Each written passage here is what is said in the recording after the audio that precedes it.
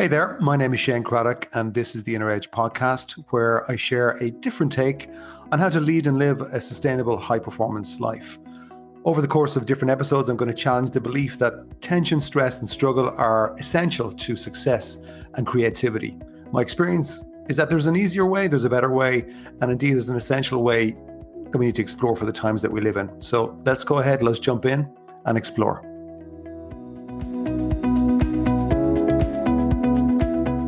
Hello there, welcome to The Inner Edge with myself, Shane Craddock. Today we're going to be talking about the art of decompression and why, in my view, a lot of achievers do it incorrectly, do it wrong. And most people in today's busy world, busy, intense, 24/7 world, they're aware of the need for decompression, but they often don't necessarily skip it on purpose, but they skip it because they think they can. It's almost like an unconscious strategy that they've convinced themselves of, perhaps. And so most high performers, achievers, leaders, they'll push through, they'll push past pain, and in their mind, they'll say, look, I'll rest later. And I think that that's probably the Western way of performance. Certainly, I can catch myself doing it, and it used to be my default mode, but I realized over time that it was just very ineffective and actually very damaging, because the truth is that the longer you delay decompression of your mind, so decompressing from whatever sort of stress or tension or just intensity you might be feeling, the longer you delay it, the longer and the rougher the recovery out of it, and then the deeper the cost. And there is definitely a cost. And I think this episode is for anybody who's maybe going too hard for too long and maybe thinking they'll recharge when they have time, or when they get to their holidays or vacation, or when they go on that yoga retreat or that mindfulness retreat, all of which are fine. But in my experience, you shouldn't have to wait that long to decompress and keep your energy at a better level. And I suppose maybe my key point is that in today's 21st century, decompression to me isn't a luxury. It's really a necessary maintenance system to get the best out of yourself. And to use a simple analogy, you wouldn't let your car run flat out for weeks without, at least checking the oil, or, if there was an indicator light that was flashing on the engine dashboard, you'd at least give it some attention. But I think actually a lot of the indicator lights, or the warning lights on our personal dashboards are out of sync with, well, they're kind of glitching. I've seen many achievers, many performers run their system that way, that they can almost stay on too long, thinking that they're fine, until suddenly they're not. They're not fine at all. Maybe they're even more burned out than they realized. And here's the trap, is that when they do stop, it takes way longer to recover because of the accumulated wear and tear on their system. So while I'm a fan of retreats, I don't think the key to recovery here is going on those retreats or, having an extended break, all of which are good. But it's really more about understanding what you're doing to yourself so that you can build in small daily decompression moments into your daily and weekly rhythm.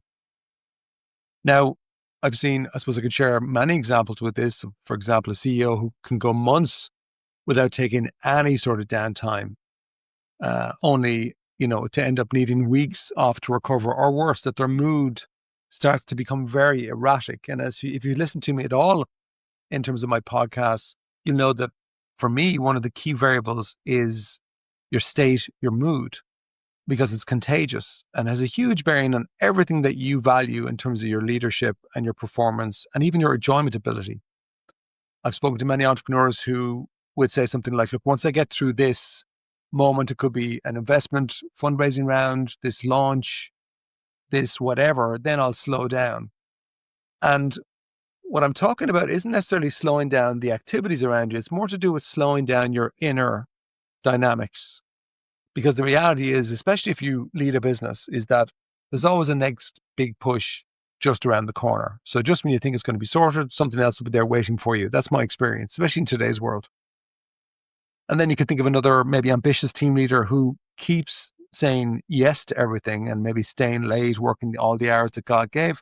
And then suddenly, out of nowhere, apparently, they feel burnt out and emotionally just flat.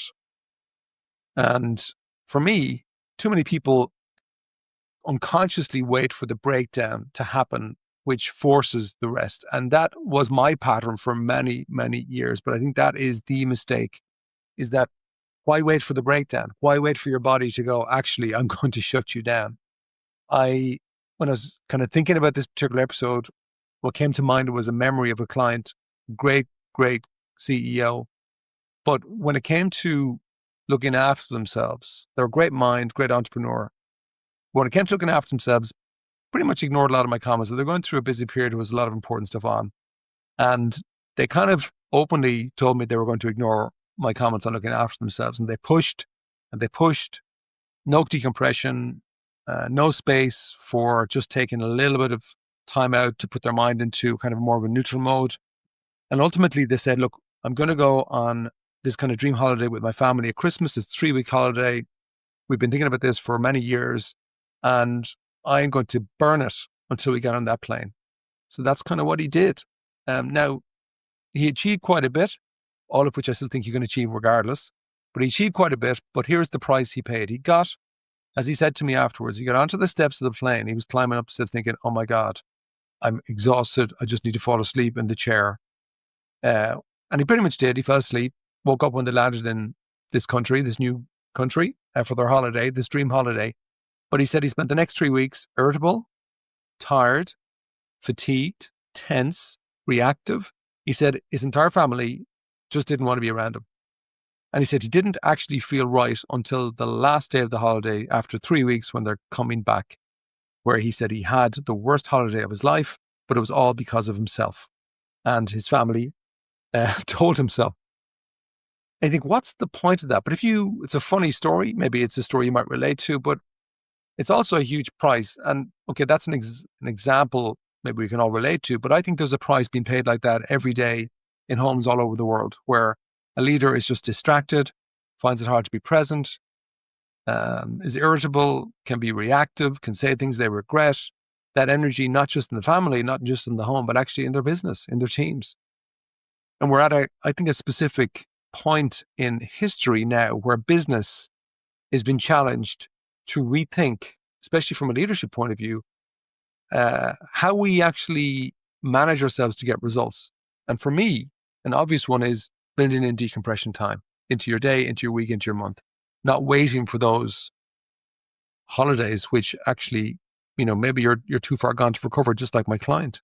So with the pain of that experience for my client, he was more open then, at least, to having a conversation with me around how to shift things in a different way, what I would call more into the inner-outer approach as opposed to the alternative. So they started building in moments of decompression into their days. So there was short mental resets, breathing space, quiet time. Ultimately, what you're doing is trying to get your mind into what I would call a 3C state: calm, clear, centered. Because when you do that, a quiet mind is a better mind, and it is a skill. And there's all sorts of innate things, including resilience, creativity, better communication, that can improve quite dramatically once you start to build it into your approach, your daily approach. And I'll often see with clients that they look at, when I first talk to them, they look at something like mental decompression moments as a waste of time, because they literally think about time in a very linear way. But if you can recharge yourself mentally, like think about you when you're kind of charged up at 8 or 9 out of 10, and I give you 2 or 3 hours, you can do 40 hours of work in 3 hours compared to most people. Then if you're tired down at 3 or 4 out of 10, and I give you the same amount of time, that's because time becomes non-linear when you're charged up. And it really is about kind of looking at your level of charge, because your charge and your energy is really what drives everything, but also in particularly what allows you to enjoy what you do and bring your best. So in a way, one simple distinction is think about a sprinter versus a marathoner. A sprinter can go all out, but only for a short burst of time. But I think a lot of leaders and performers sprint through marathons, and then they burn out because they never reset their pace. Or another way of looking at it could be a pressure cooker that, without taking regular pressure release, the system eventually will blow. And that could be through burnout, absolute just mental exhaustion. Whereas if you can have small, regular pressure releases, you keep the system safe and you keep it sustainable. So what about you? Like, where in your life, perhaps, are you skipping decompression moments? Just assuming you can push through until you get to a certain point. Are you noticing maybe that there's signs perhaps that recovery, when it comes, that maybe it takes longer than it used to? That might be pointing to a sign that you need to learn to relax your mind a little bit more. Or maybe even this week, you could ask yourself, okay, well, what small decompression moments could I put into my daily routine to maybe experiment with avoiding reaching burnout? So maybe today I'll give you a challenge over the next 24 hours. Could you schedule just, say, one mental decompression moment over the next 24 hours? Maybe it's just 5 minutes of complete mental relaxation between meetings. Maybe it's a short walk without your phone or looking at social media. Or maybe it's just sitting quietly for a few minutes, looking out the window, just letting your mind breathe. I know many CEOs now who I'm connected to, who that's what they do. They let their mind wander. They go into neutral. And just to remind you again that a busy mind is no mind. But if it works over the next 24 hours, why not do it again the following day and then the day after that? You know, a weekend away is great. A retreat is great. Holidays are great. But they're even more great when you have trained your mind to go into neutral during a busy week. There's an expression that I heard in elite sports that rest is training. And it's very true. Now, a lot of the time, I think they're talking about physical rest, but I'm pointing today towards mental rest. And mental rest is critical for high performance, clarity, creativity. And mental rest comes from mental release. Before I let you go, just a little note to say, check out my audio club. There's a link in the show notes attached to this particular podcast. If you haven't checked it out, I go deeper on a lot of these topics, much deeper, and the impact is working and it's higher. So the feedback is great on it so far. It's like a 40 to 60 minute audio once a month for 12 months on very related topics that I think you as a high performer or leader would really, really enjoy. So the show notes has a link and you can check it out in that. So to close out, I suppose my bumper sticker statement for today is you can't sprint through a marathon, even though I think a lot of us sometimes try to or do. So maybe consider building in decompression moments into your day, into your week, into your month, or else, in my experience, life will force it on you anyway, and very often at a heavier price than is needed. That's it for this week. Ciao for now.